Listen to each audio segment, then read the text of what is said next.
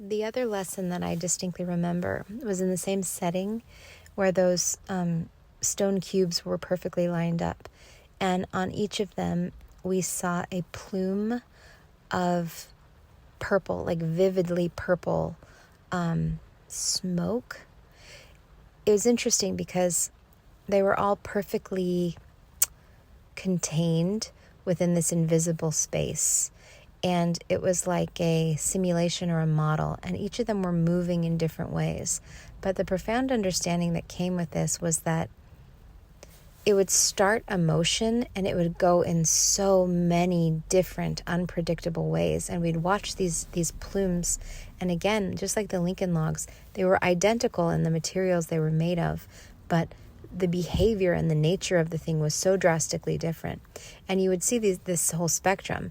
Most of them sort of function the same way, but not in any way that you could predict. And then every once in a while, you've had one that just behaved completely differently than the rest.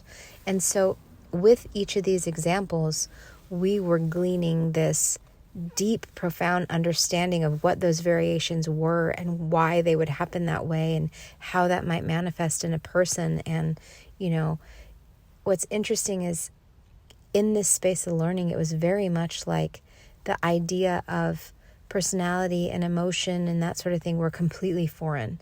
It was like in that space, there was no way to understand this. Like, let me rephrase.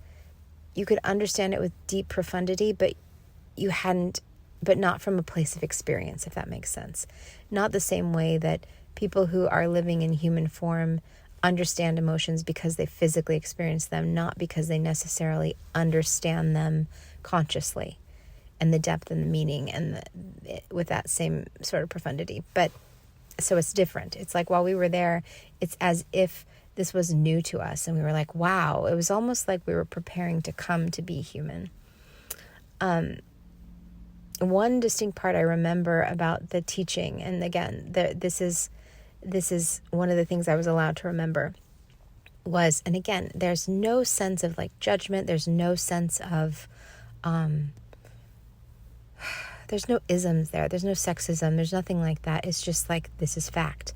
And you could see in all the variations that every individual human was going to be uniquely different, but that everything was, for lack of better words, made up of the same stuff.